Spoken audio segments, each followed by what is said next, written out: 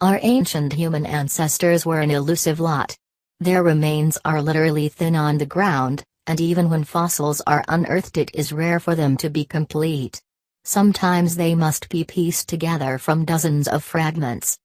That is why a staggering find in 1984 excited the entire field, and continues to do so today over 30 years later. It was a skeleton of a young boy, discovered at Lake Turkana in the deserts of northern Kenya.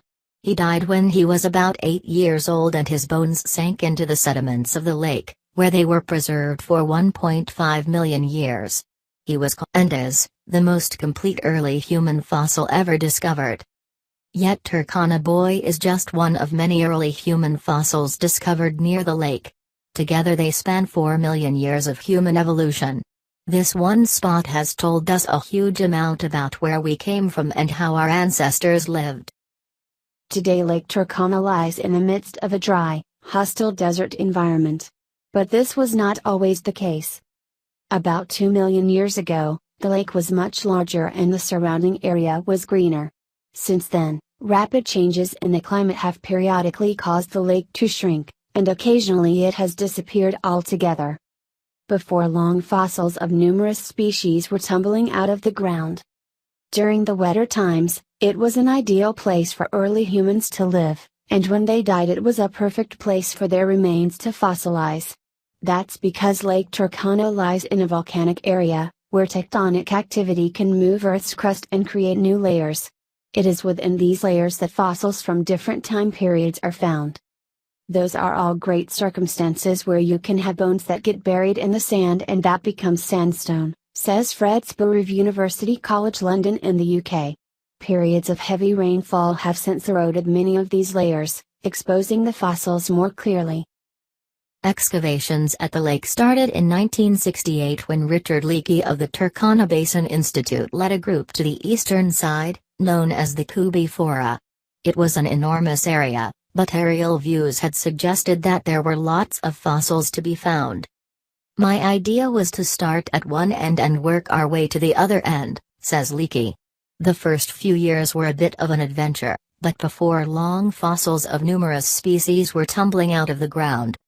Humans used to be a diverse group of species, not just one as we are today. In 1972, Leakey's team uncovered the skull and some limb bones of a 1.9 million year old Homo rudolfensis, known as Skull 1470. The discovery reinforced an idea that was emerging at the time, that there was not a single line of early humans, but multiple lineages. It was already known that 3 other species were living in Africa around the same time, H. habilis, H. erectus and Paranthropus boii. H. rudolfensis added to this diversity. In other words, humans used to be a diverse group of species, not just one as we are today. Later finds from Kubi Fora suggest that the 3 Homo species coexisted between 1.78 and 1.98 million years ago.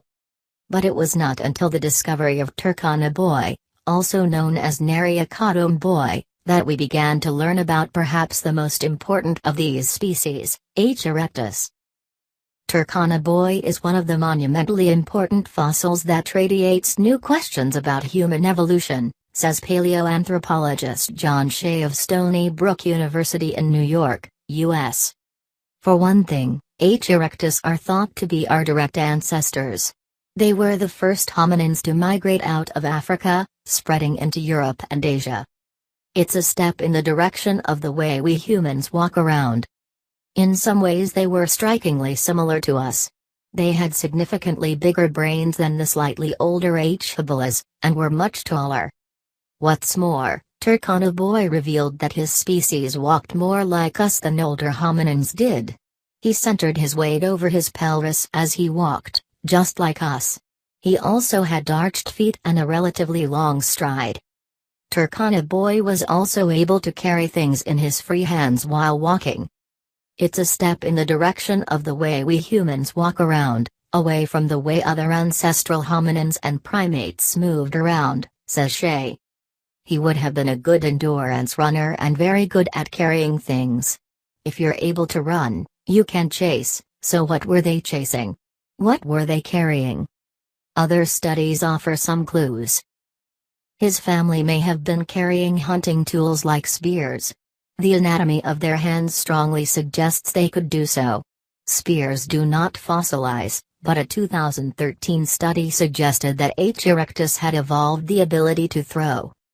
In contrast, our closest ape relatives have very little throwing power. Our more ape-like ancestors, who spent more of their time in trees, were probably similarly bad at throwing. This suggests that H. erectus could hunt more intensively than older species, helping them to expand out of their territory.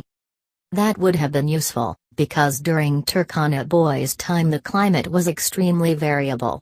The forests his ancestors had thrived in began to change into more open grasslands, leaving early humans fewer places to hide from large predators. These hominins faced a choice, says Shea: retreat to the remaining trees, or deal with these threats head-on. They seem to have chosen the latter. They may have found some safety in numbers. Groups that live, work and hunt together are less vulnerable than lone individuals. This may have given H. erectus the drive they needed to become more social. There is some evidence that they shared information and worked in teams. Stone tools called Acheulean hand axes date from this time. They have been found throughout Africa and in other parts of the world. This suggests that early humans could both make them and share the ability with others. Hand axes were involved in dismembering and chopping limbs apart and cutting through the flesh. The earliest known Acheulean hand axes were discovered near Lake Turkana in 2011. They are 1.76 million years old and were probably made by H. erectus. Once the Acheulean technology emerged, it persisted for over a million years, says Ignacio de la Torre of University College London in the UK. For good reason. The hand axes were multifunctional tools, the Stone Age equivalent of the Swiss Army knife. For example, they would have been ideal for butchering animal carcasses. It is a reasonable explanation that hand axes were involved in dismembering and chopping limbs apart and cutting through the flesh, says de la Torre. Given how long they persisted, it must have been easy to teach others how to make them. That does not mean H. erectus had language. Shea has taught about 500 students to make similar stone tools, and they can easily teach others without talking.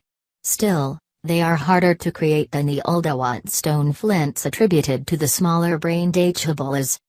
Lake Turkana has also helped reveal what was happening even earlier in human evolution, before the Homo genus arose. In 1974, researchers in Ethiopia discovered a 3.2 million-year-old fossil Australopithecus afarensis, nicknamed Lucy. Lucy's species was immediately hailed as a key contender for our direct ancestor. When Lucy was found, there was very little known earlier. All the specimens were known after the age of Lucy, paleoanthropologist Meev Leakey told the Royal Society in October 2015. The obvious interpretation of that was that there was nothing happening before Lucy, Leakey added. There was a single lineage descending from apes through to Lucy, and then out pops our immediate ancestors. To her, that did not make sense. So Meev Leakey made it her mission to find fossils of other species from the same period as Lucy. That meant going back to Lake Turkana. Her team found fossils on the western shore of lake that demonstrated there was diversity at the age of Lucy. In the 1990s, her team discovered a possible ancestor of Lucy's species, known as A. anamensis. This was the oldest species known from Lake Turkana, having lived about 4 million years ago. There were now several contenders for the common ancestor. A few years later, again on the west of the lake, her team discovered another new species called Kinyanthropus platops, or flat-faced man. This species lived 3.5 million years ago, when other members of Lucy's species also roamed. That meant there were now several contenders for the common ancestor of Homo, and largely killed off the idea that humans evolved on a single line. Lake Turkana shows no signs of losing its status as a key source of fossils. A recent find has once again shaken up our ideas about what our ancient ancestors could do. In the summer of 2015, researchers announced the discovery of the oldest known stone tools, dating to 3.3 million years ago. It had been assumed that only Homo species could make stone tools, but the tools were older than any known Homo fossils, suggesting that older species like K. afarensis or K. platops could also make stone tools. We didn't think they were intelligent and skilled enough to be able to make the stone tools, says de la Tour. It was a crucial discovery. There was thought to be a substantial link between the emergence of humans, Homo, and the emergence of technology, says de la Tour, but it now seems this is not necessarily true. When you look at all these finds together, it is abundantly clear that Lake Turkana has played a pivotal role in our understanding of human evolution. But that is not to say the area was particularly significant for the early humans themselves. Lake Turkana was simply an ideal place for fossils to be preserved, says Spoor. That doesn't mean human evolution doesn't happen everywhere else in Africa. What you're seeing is Turkana connects the dots. For instance, many of our ancestors might have lived in rainforests, where the ground is too acidic for fossils to survive. Absence of evidence does not mean evidence of absence, says Spoor. But that does not diminish the importance of the site itself. To some degree, what you're seeing is Turkana connects the dots, says Shea. It allows us to see multiple species that lived millions of years apart, and compare them. We are lucky that this one area was a geological trap, allowing us a glimpse into the lives of so many of the early humans that preceded us on Earth.